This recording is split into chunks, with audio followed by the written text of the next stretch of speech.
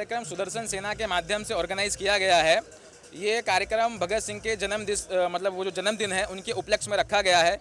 भगत सिंह जी ने जो देश के लिए जो अपनी मतलब कुर्बानी दी है, जो वो शहीद हुए हैं इस देश के लिए, हर एक युवा को ऐसा प्रण लेना चाहिए कि उन्हीं की तरह वो अपने दिल में एक जोश जगाए और भारत माता के लिए, अपने समाज के लिए, अपने देश के लिए काम करे। ये जो रैली निकाल रहे हो उसका मकसद क्या है? उसका मकसद ये है कि हिंदुस्तान के हर एक व्यक्ति में, भारत के हर एक व्यक्ति के अंदर उनकी जो विचारधारा है अपने भगत सिंह जी की, वो उनकी विचारधारा फैले और लोग जागरूक हों। ये रैली जो निकाल रहे हो इसमें कितने लोग जुड़े हुए हैं और कितने किलोमीटर तक चलेंगे? ये रैली हमारी लगभग 2 से 2.5 किलोमीटर की रैली है और रैली में लगभग 100 या 150 के आसपास लोग चलेंगे। इनकलाब जिंदाबाद। सभी भारतीयों को सुदर्शन सेना की तरफ से जय भारत। भगत सिंह क्या थे आज लोगों बागों में मालूम नहीं है कि भगत सिंह क्या थे। बहुत सी पीढ़ी अभी भूलने जा रही है कि भगत सिंह क्या है। इसलिए सुदर्शन सेना के बैनर तले हमने भगत सिंह की जो विचारधारा है लोगों में फैलाए और जो नशा की तरफ बढ़ रहे हैं वो नशा मुक्त हो और देश में क्रांति फिर से चालू हो कि नशा के विरुद्ध में। इसके लिए हमने सुदर्शन सेना के बैनर तले भगत सिंह का जन्म उत्सव मनाया है और इससे लोगों को हम बताना चाहते हैं कि नशा क्या है और वो उससे क्या तकलीफ पड़ती है और भगत सिंह जैसे आप बने और देश में क्रांति आए नशा के विरुद्ध में।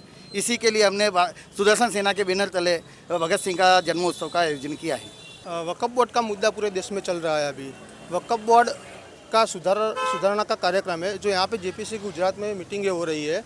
उसमें ओवैसी जी ने दावा किया था कि मेहसाना का एक जगह है वहाँ पे थिएटर था वो, और सूरत म्यूनसिपाल्टी की जगह पे दावा किया था। वहाँ हर्ष संघवी ने जवाब देते हुए बहुत अच्छा जवाब दिया था और जवाब देते हुए कहा था कि आप बोल रहे हैं कि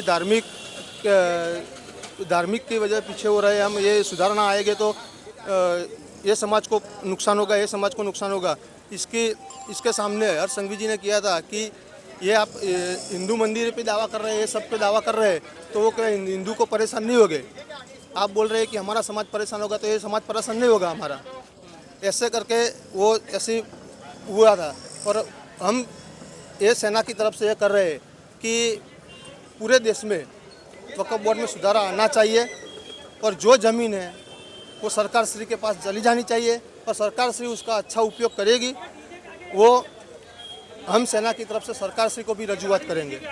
सर एक और भी एक मुद्दा है जो अभी हिंदुओं की आस्था के साथ खिलवाड़ हो रहा है। अभी जैसे कि तिरुपति बालाजी का जो मुद्दा है उसमें प्रसाद में गौमांस का भी मुद्दा अभी सामने आया है, तो उसके बारे में क्या कहेंगे? देखिए, ये मुद्दा है वो बहुत बड़ा मुद्दा है कि कोई भी प्रसाद हो भगवान को चढ़ाया जाता है और उसमें ऐसा मिलना बहुत ख़राब चीज़ है।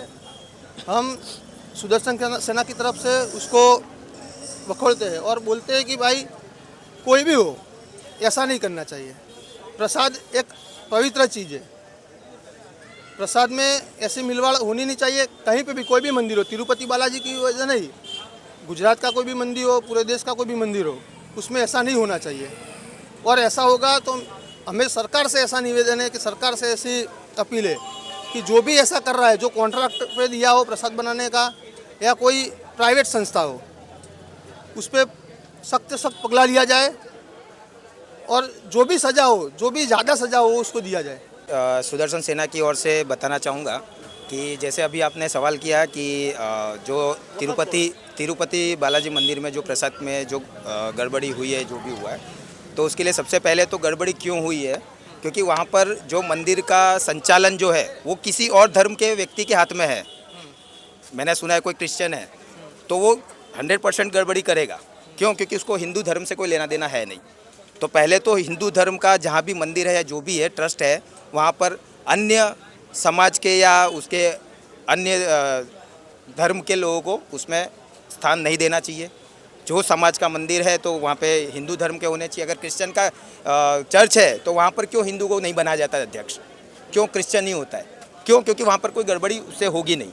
तो पहले तो पूरे देश में ये सुधारा करना चाहिए कि जो हिंदू मंदिर है तो वहाँ पे संचालन जो है हिंदुओं के हाथ में होना चाहिए। दूसरा, गड़बड़ी होने का रीज़न यही है कि वहाँ पे क्रिश्चियन है जिसकी वजह से गड़बड़ी हुई है, और ये कई पूरे देश में कई मंदिरों में ऐसा है जिसको सरकार को ध्यान देना चाहिए। और रही वक्फ बोर्ड की बात, तो वक्फ बोर्ड में हमारे मुस्लिम भाई लोग बोलते हैं कि भाईचारा रखना चाहिए। तो तो भाईचारा रखने के लिए पहली बात तो आपको ये सोचना चाहिए कि आप बोलते हो कि वक्फ बोर्ड कानून में सुधारा होगा तो हमारे मुस्लिम भाइयों को तकलीफ़ होगी, हमारी ज़मीनें चली जाएगी। तो भाई साहब मुझे ये बताइए, ज़मीनें थी किसकी? आपके बाप दादाओं की थी नहीं। ये पहले से हिंदू राष्ट्र का था, जिसको आप लोगों ने दावे ठोक कर अपने वक्फ बोर्ड के कब्जे में लिए हैं। और दूसरा, आज आप दिल्ली में 5 मंदिरों पे अपना दावा ठोक रहे हो। क्या वो मंदिर नए आजकल के बने हुए हैं? वो पुराने हैं।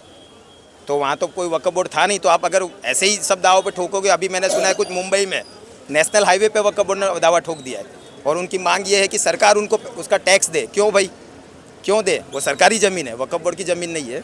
अगर हिंदू मुस्लिम भाईचारा रखना हो तो मुस्लिम भाइयों को मैं ये कहना चाहूँगा कि वक्फ बोर्ड में सुधारा जो सरकार करना चाहती है उसको करने दें और प्यार से रहें तो अच्छा है सभी के लिए। वरना जिस तरह से आप मुस्लिम संगठन आज मैं देख रहा हूँ देश में कई जगह पे इकट्ठे होकर अपनी शक्ति का प्रदर्शन कर रहे हैं, अगर हिंदू भी ऐसे ही करेगा तो फिर ना आप रह पाओगे ढंग से, ना हम रह पाएंगे।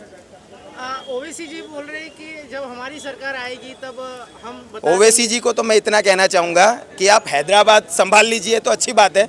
हैदराबाद आपसे पूरा संभाला नहीं जाता है और आप जगह जगह देश में घूम रहे हैं तो वो अच्छी बात नहीं है। पहले हैदराबाद को संभाल लीजिए।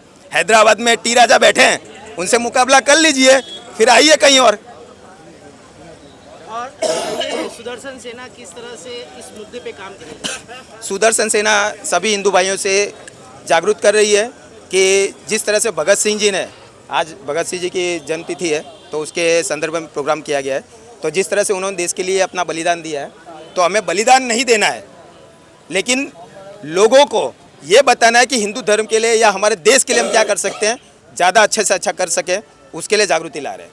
हमको ये नहीं करना है कि हम अपना गला कटवा लें, हम अपना गला नहीं कटवाएंगे, हम लोगों का गला काटेंगे धर्म के लिए, देश के लिए। सब प्यार से रहें, उसमें सबकी भलाई है। લોક જાગૃતિ માટે સુદર્શન સેના એ દરેક વિસ્તારમાં લોક જાગૃતિના કામ કરતી હોય. આપણે દેશ માટે જેમણે બલિદાન આપ્યું ભગતસિંહ, જેના નામે લોકો ખૂબ અગ્રેસિવ હોય છે અને ભગતસિંહથી યુવા પેઢી શીખવા માંગતી હોય, એવા ભગતસિંહના જન્મોત્સવનો જે પ્રોગ્રામ છે, આપ જોશો તો આવો પ્રોગ્રામ કોઈ બી પાર્ટી કે કોઈ બી લેવલે ખૂબ સારી રીતે ઉજવતું ના હોય એવી વ્યવસ્થા સરસ સુદર્શન પાર્ટીએ કરી છે. આ સુદર્શન સેના એ લોકોમાં જાગૃતિ આવે અને એમનો જે વ્યક્તિએ આ દેશ માટે બલિદાન આપ્યું છે એના જન્મદિવસને લોકો યાદ કરે અને એના જન્મદિવસથી અને એના જન્મથી એને જે કાર્ય કર્યા છે એનાથી પ્રેરણા લે, એના માટેનું એક આયોજન, ખૂબ સરસ આયોજન મહેશભાઈ અને એમની ટીમ, આખી ટીમે જે કર્યું છે એટલે એમને ખૂબ ખૂબ અભિનંદન આપું છું. કારણ કે આવી લોક જાગૃતિથી દેશમાં એક નવા આવામ સિદ્ધ થશે. દેશમાં તમે જુઓ તો આપણો દેશ ખૂબ પ્રોગ્રેસ કર્યું છે. છેલ્લા 10-12 વર્ષથી આપણે ખૂબ પ્રોગ્રેસ કરી રહ્યા છે, પણ આપણી સંસ્કૃતિને, આપણી જે વ્યવસ્થા છે એને આપણે વળગી રહેવું જોઈએ અને એ વ્યવસ્થામાં વળગી રહેવા માટે આ આપણે ભગતસિંહના જન્મદિવસનો આજે આ ઉત્સવ ઉજવીએ છીએ અને લોક જાગૃતિ માટે એક રેલીનું આયોજન કર્યું છે. એટલે સુદર્શન સેનાને ખૂબ ખૂબ અભિનંદન આપું છું.